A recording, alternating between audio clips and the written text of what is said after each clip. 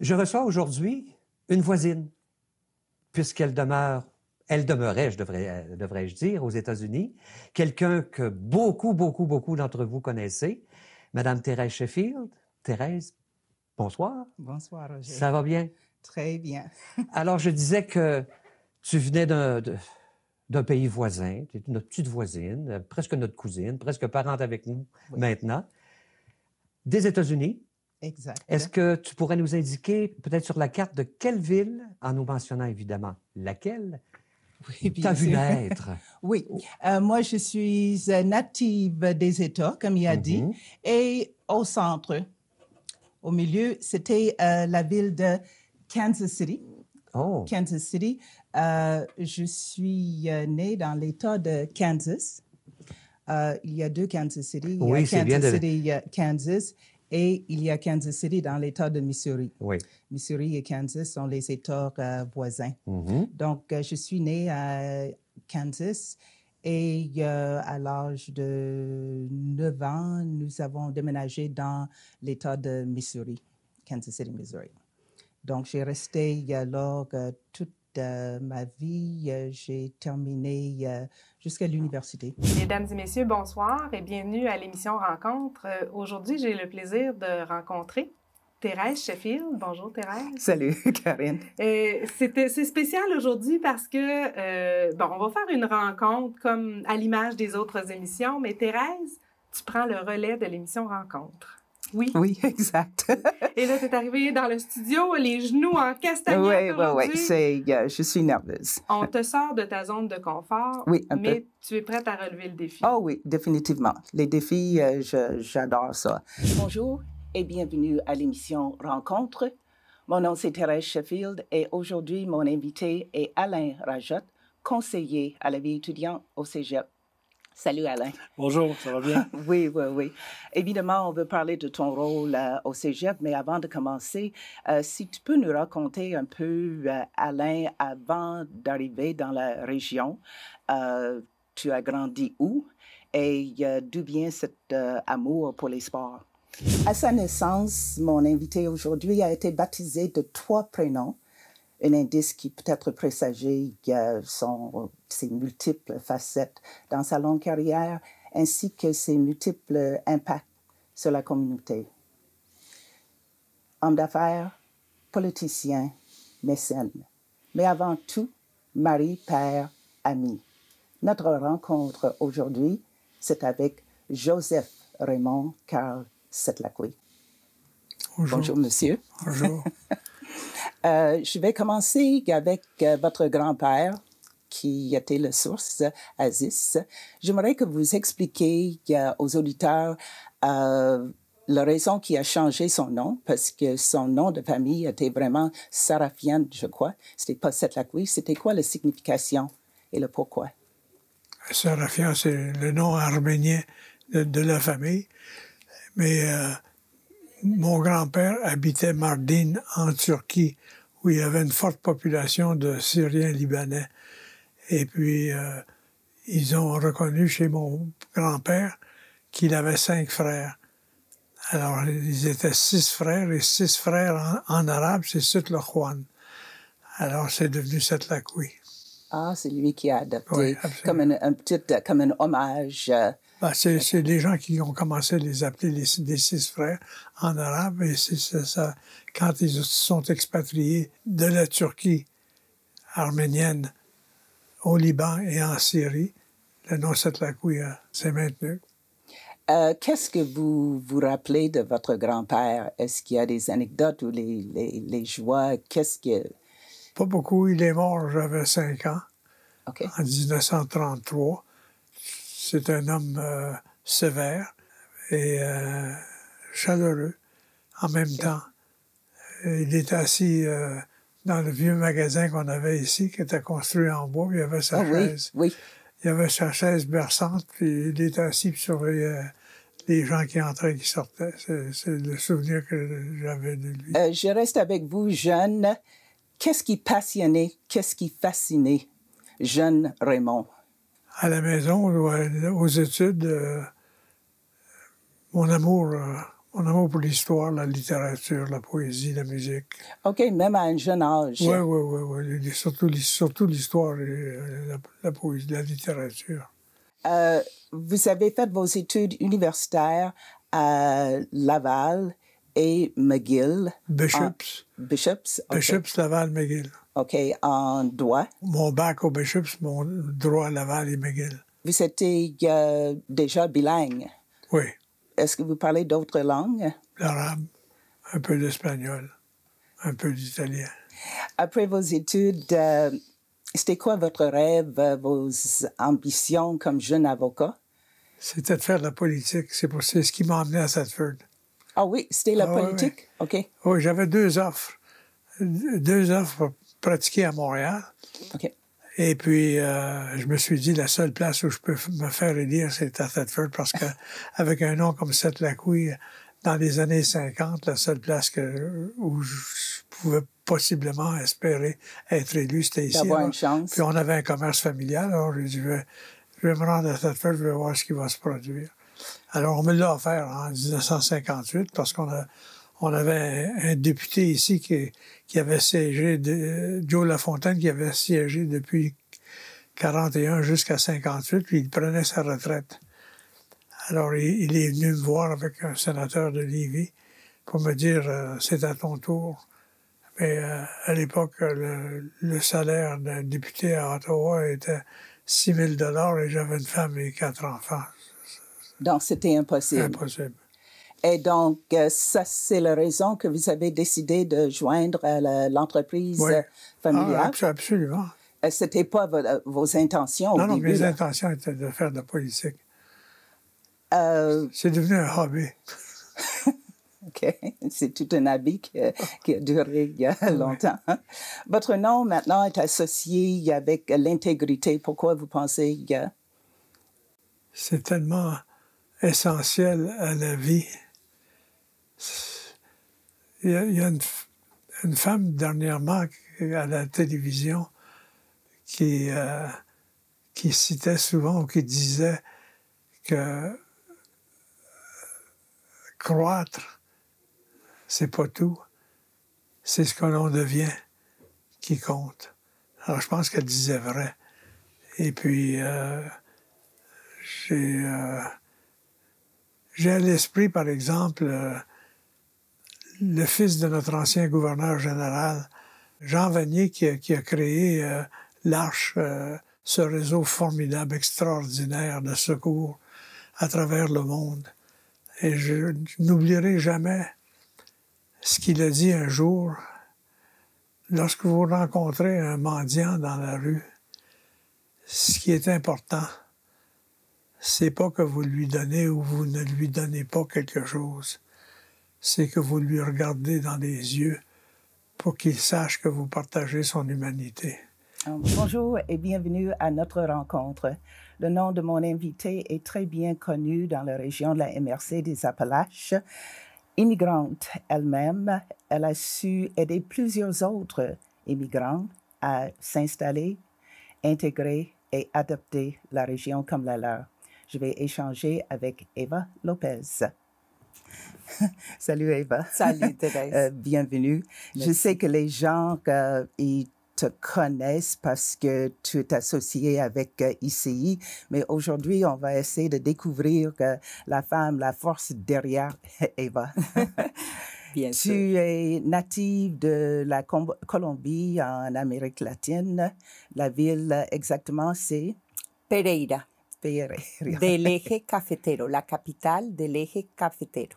OK, donc le meilleur café au monde, j'imagine. Exactement. Oui. Fièrement, oui. Oui. Fièrement, je peux te proposer que oui, effectivement, c'est le meilleur café au monde. C'est bien connu partout.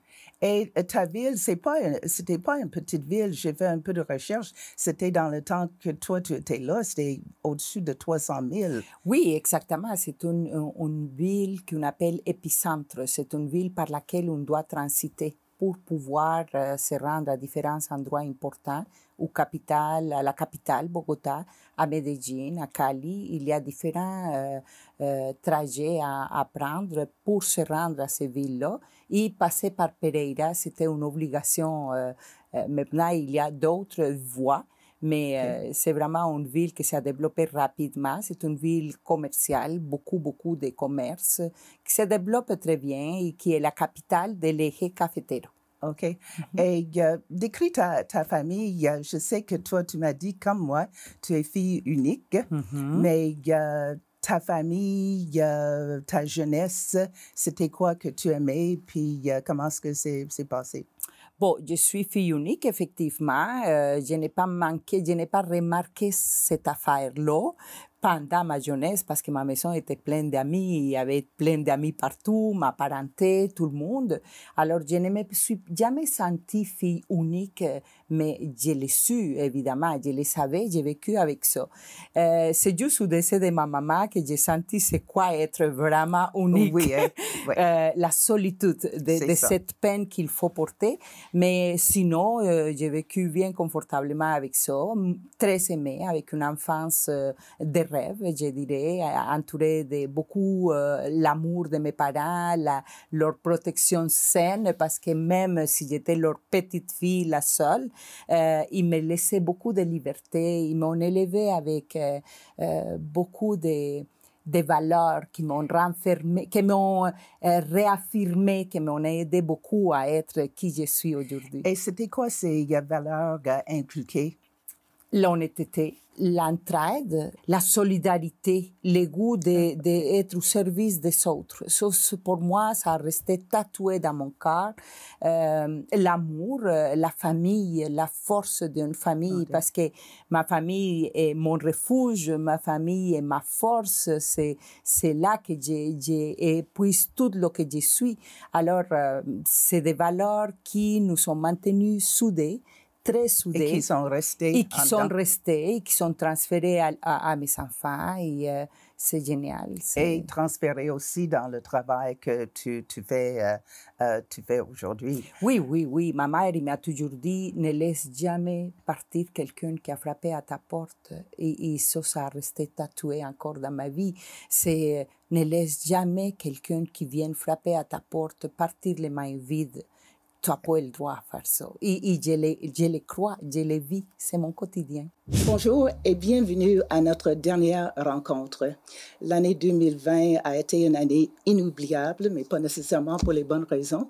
Alors, je voulais vraiment terminer sur une note positive avec quelqu'un qui a un message positif, qui voit le verre moitié plein, puis pas vide. Quand j'ai tombé par hasard sur un article en Mag 2000 qui parlait de mon invité, il a accepté. Alors, je suis très contente d'échanger aujourd'hui avec Jérémy Détouche. Salut, Jérémy. Bonjour, Thérèse. Bienvenue. Merci beaucoup. Jérémy, tu es né en Sri Lanka, adopté par un couple de la France. Explique tes parents, qu'est-ce qu'ils faisaient et comment est-ce qu'ils sont passés par Sri Lanka pour faire une adoption? Ben en fait, c'est quand même assez simple. Mais mes parents étaient professeurs. Mon père venait du centre de la France, en dessous de Paris, au niveau de la Touraine. Et ma mère venait du sud de la France, vraiment là où ils résident encore.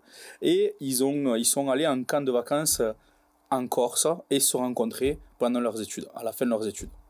Ils étaient professeurs. Mon père était directeur d'école et ma mère était professeure. D'accord. Donc, ils étaient dans le domaine enseignant et ils ont fait ça toute leur vie. Et à un moment donné, ils voulaient avoir d'autres enfants et ils sont passés par le processus de l'adoption parce qu'il y avait plusieurs couples de professeurs qui pouvaient y avoir accès. Donc, il y avait le Sri Lanka qui était proposé et ils ont entamé les démarches, tout simplement. Et c'est toi le cadeau. Et c'est moi le cadeau. Je ne sais pas si je suis vraiment un cadeau, mais dans tous les cas, oui, ça a été une belle opportunité pour moi. Mais j'avais un mois. J'avais un mois quand je suis arrivé. Et mes parents sont allés à l'orphelinat de l'Armée du Salut à Colombo, au Sri Lanka. Et c'était pendant les grosses émeutes qu'il y avait à l'époque. D'accord. Donc moi, si on veut, je ne connais absolument pas le Sri Lanka. J'y suis jamais retourné. Donc, quand on arrive à 1 mois dans un autre pays, que le processus d'adoption est entamé à partir de 1 mois, ben, il n'y a rien qui fait que je suis plus sri-lankais que français. Non. Et tu as des sœurs et des frères? Alors, on parle adoptif ou biologique? Oh, il y a les deux côtés? Il y a les deux côtés. Oh boy, OK. C'est une famille de combien? En fait, mes parents avaient 2 grandes filles, déjà, donc mes parents adoptifs. Donc, les 2 grandes filles, on a ma soeur est de 69 et l'autre 71, si je ne me trompe pas. Donc, elles ont quasiment 50 ans. Et ensuite, moi, je suis le 3e. Tu es le 3e. Je suis le 3e, je suis né en 86 et mon petit frère adoptif est né en 87 aussi. Et est-ce que ton petit frère est de Sri Lanka aussi?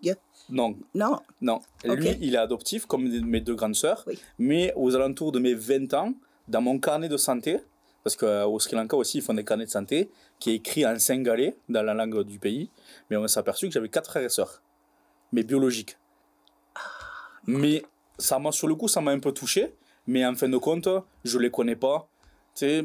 Donc oui, ça m'a un peu ébranlé sur le coup parce que je me suis dit, peut-être que telle personne qui me ressemble peut aider ma famille. Mais en fin de compte, les gens qui comptent pour nous sont les gens qui sont tous les jours avec nous et qui créent l'environnement qu'on a. Explique quand je sais que tu viens de la région de Narbonne, mais je pense que tu étais d'un village. Tu m'avais dit que c'était un peu plus que 100 personnes. Alors, c'était quoi? Explique l'accueil, pas seulement par les habitants, mais aussi la famille élargie. Comment est-ce que tu as été accueilli? Moi, je ne m'en souviens pas, parce que j'étais trop petit pour ça. Mais comme je disais, jusqu'à... tout à l'heure, je parlais de 1 an, c'était parce que c'était un chiffre quand même assez clé.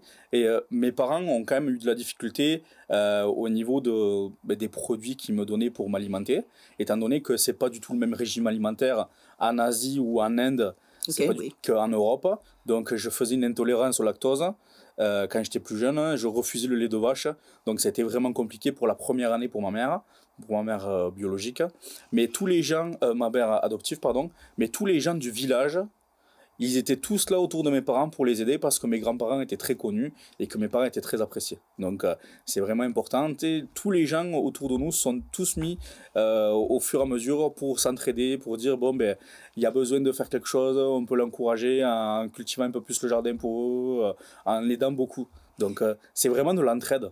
Alors, important. Tu n'as jamais senti à part, tu as toujours senti comme tu étais partie de le groupe. De ce village-là, en fait. Le village, c'est Fonjoncouze, à côté de Narbonne. Ça a 37 km de Narbonne, exactement, si je ne me trompe pas. Mais c'est vraiment des petits sentiers sinueux, d'accord, qui font le charme de cet endroit-là. Et maintenant, c'est de plus en plus connu parce qu'il y a une très belle auberge qui est réputée depuis quelques années. C'est l'auberge du Vieux Puy et qui est sur TripAdvisor. Elle est numéro 1 au monde. D'accord, depuis quelques temps.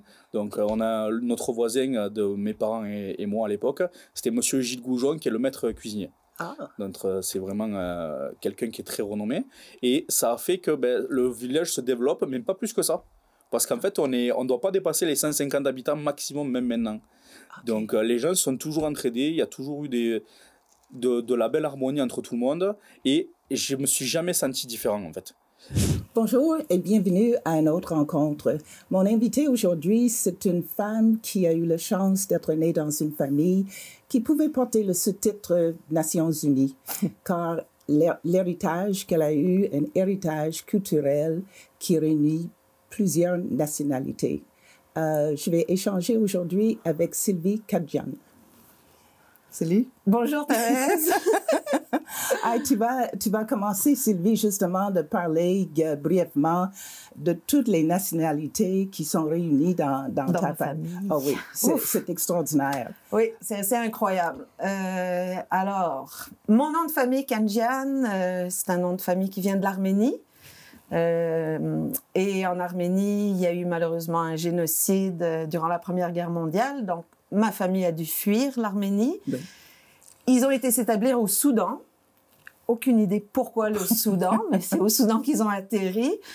Et mon grand-père, qui était musicien, a déménagé par la suite en Égypte. C'était un contrebassiste de jazz.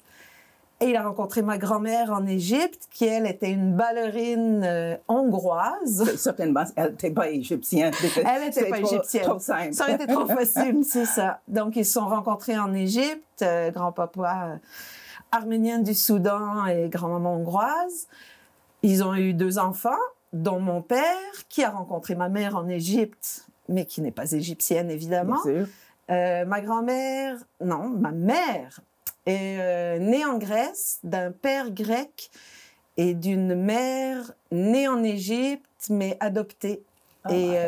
Qui n'est pas égyptienne, qui a un teint très clair, qui est probablement d'Europe de l'Est. Et toi, tu es née Et mes parents sont partis étudier en Suisse, et moi je suis née en Suisse. Moi et ma sœur, on est nés en Suisse. Tu es née en Suisse. Voilà. En tout cas, tu as raconté une fois une anecdote que quand tout le monde était autour d'une table, il y avait toutes les langues possibles. Ah, c'est incroyable. Moi, ma mère parle 6 langues parfaitement. Elle écrit 3 alphabets différents. Donc, autour de la table, ça passait du grec à l'arabe, au français, à l'anglais. Nous, on a eu la chance d'apprendre le français, l'anglais, l'allemand à l'école. Le grec, notre oreille est formée parce qu'on passait nos étés en Grèce chez ma grand-mère. L'arabe, c'était la langue secrète des parents. Quand ils ne voulaient pas qu'on comprenne, ils parlaient en arabe. Mais donc, on savait... C'est ça, une belle façon d'apprendre. C'est ça, parce qu'on savait qu'ils parlaient de nous, que ça nous concernait. Ouais. En tout cas, c'est toute une richesse. C'est extraordinaire. Puis je suis sûre que les langues, ça veut dire qu'il y avait des voyages dans l'équation aussi. Ouais, oui, tout à fait. Mais tu sais, tu dis que c'est une richesse. Ça m'a pris du temps à l'accepter. Ouais. Parce que quand tu nais aussi hybride, tu te demandes qui t'es. Oui. C'est beaucoup une quête d'identité. Moi, je suis née avec un passeport égyptien, mais j'ai jamais mis les pieds en Égypte. Après ça, on s'est fait naturaliser suisse, mais aux yeux des Suisses, je suis pas suisse. Avec mon nom et ma face. Non, c'est ça. Au Québec, on est devenu Canadien. Et au Québec, moi, je me sens québécoise aujourd'hui, alors que j'aurais jamais dit ça à 15 ans quand je suis arrivée ici. Non, parce que quand tu es arrivée, je suis sûre, tu m'avais dit que en Suisse, il y a 3 ans de secondaire. Oui. Donc, c'était bien pour tes parents, mais quand toi, tu es arrivée, c'était... Non, tu voulais rien savoir à 15 ans ou quelque chose. Ça. Puis en plus, tu avais 2 autres années ici à faire secondaire. Terrible. Ça, c'est affreux pour cet âge-là. C'est ça, à l'adolescence, notre monde, c'est nos amis. Hein? Oui. Fait que moi, traverser l'océan... Et là, il fallait que tu recommences. Que je recommence à zéro. Moi, je me souviens d'avoir dit à mes parents... Tant qu'à avoir déménagé à l'autre bout du monde, on n'aurait pas pu aller en Australie ou dans un pays qui parlait une autre langue. Aujourd'hui, je suis très contente, je les ai remerciés, mais c'est ça, ça a été dur les premières années d'arriver au Québec. Aussi, il y a, avec ton nom n'a pas Tremblay, Nadeau, Couture, donc je suis sûre qu'il y avait des problèmes pour prononciation, pour l'écrire, et ça aide pas non plus. Hein? Ben ça, c'est l'histoire de ma vie. D'avoir à toujours épeler mon nom, corriger la prononciation. J'ai longtemps pas aimé mon nom. Et pourtant, quand je suis devenue mère, je l'ai transmis à mes enfants. Mais oui, parce que c'est ton héritage. Exactement. Hein, c'était la suite de la lignée. Mais j'ai remarqué que c'est ton héritage, mais il y a les enfants, tu m'as dit, portent Huot avant ton nom. Ouais. Et j'imagine ça, c'est pour donner une chance aux enfants d'être acceptés. C'est ça.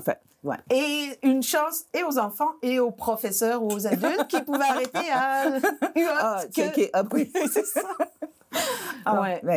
Mais vraiment, c'est bien. Donc, tu t'installes au Québec, tu étais à Montréal? Non, pas à Montréal, à Ville de Québec. À Ville de Québec? Ah, OK. Ouais.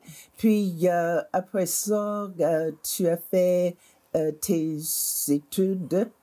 Je pense que tu es allé en communication un bout, puis tu as dit une mineure en anthropologie. En anthropologie, mais tu ne savais pas c'était quoi anthropologie. Exactement.